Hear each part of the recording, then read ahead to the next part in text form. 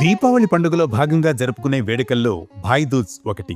హిందూ సంప్రదాయం ప్రకారం ప్రతి సంవత్సరం కార్తీక శుద్ధ విధియ తిథి నాడు భాయ్ దూజ్ పండుగను ఘనంగా జరుపుకుంటారు.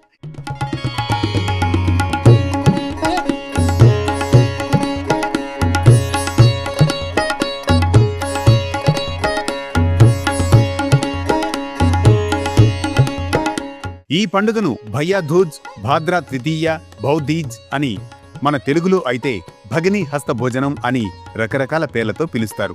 యమధర్మరాజు చెల్లెలు యమున తనకు వివాహమై అత్తవారింటికి వెళ్ళాక తన అన్నను తన ఇంటికి భోజనానికి ఆహ్వానిస్తుంది. కానీ ప్రాణుల పాపపుణ్యాలు విచారించి వారిని శిక్షించడంలో తీరికలేని యముడికి చెల్లెలి ఇంటికి వెళ్లడానికి తీరిక దొరకదు. ఎన్నిసార్లు చెప్పినా యమధర్మరాజు రాకపోవడం వల్ల యమున నిరాశ చెందుతుంది. పరమశివుని భక్తుడైన మార్కండేయుడు అల్పాయుష్కుడు.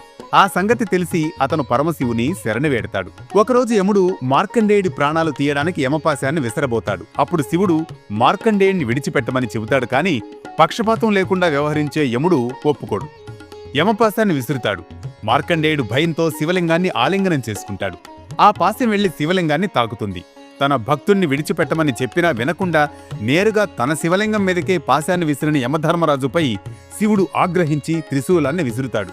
త్రిశూలం శక్తి ఎంతటితో తెలిసిన యముడు దాని గురించి తప్పించుకోవడానికి పరిగెత్తుతాడు. పరిగెత్తి చివరకు అనుకోకుండా తన చెల్లెలు యమున ఇంటికి వెళ్లి తలదాచుకుంటాడు. ఎన్నిసార్లు పిలిచినా రాని అన్న అలా అకస్మాత్తుగా తన ఇంటికి రావడం వల్ల ఆనందంతో యమున ఉబ్బి తబ్బిబ్బైపోతుంది. యముడు కూడా చెల్లెల్ని చూసి ఆనందపడి త్రిశూలం గురించి మర్చిపోతాడు. చెల్లెలు ప్రేమగా రుచికరమైన పిండి వంటలతో విందు వడ్డిస్తూ ఉంటే పరవశించిపోతాడు యముడు. దీంతో ఆ అన్నా చెల్లెళ్ల బంధాన్ని అనుబంధాన్ని చూసిన శివుడు భోజనం చేసేవారిని సంహరించరాదని తిరిగి వెళ్లిపోతాడు. శివుడి ఆగ్రహానికి గురికాకుండా తనకు రక్షణ కల్పించి తన కోసం చెల్లెలు చేసిన అతిథి మర్యాదలకు మెచ్చిన యముడు చెల్లెల్ని వరం కోరుకోమంటాడు. అప్పుడు యమున కార్తీక శుద్ధ విధియ రోజు చెల్లెలి ఇంటికి వెళ్లి ఆమె చేతి వంట తినే సోదరుడికి నరకలోకవాసం తప్పించి అపమృత్యు దోషం కలగకుండా ఉండేలా వరం ఇవ్వమని కోరుకుంటుంది. అలాగే ఈ రోజున అతిథి మర్యాదలతో అన్నను ఆదరించిన సోదరికి సౌభాగ్యాలు కలిగేలా దీవించమని కోరుతుంది. చెల్లెలి కోరిక విన్న యముడు తథాస్తు అంటాడు. అలా ప్రతి ఏటా కార్తీక శుద్ధ విధియ నాడు చెల్లెలి ఇంటికి వచ్చి ఆమె చేతి వంట తింటానని వరం ప్రసాదిస్తాడు. ఇది భగిని హస్త భోజనం వెనుక ఉన్న కథ.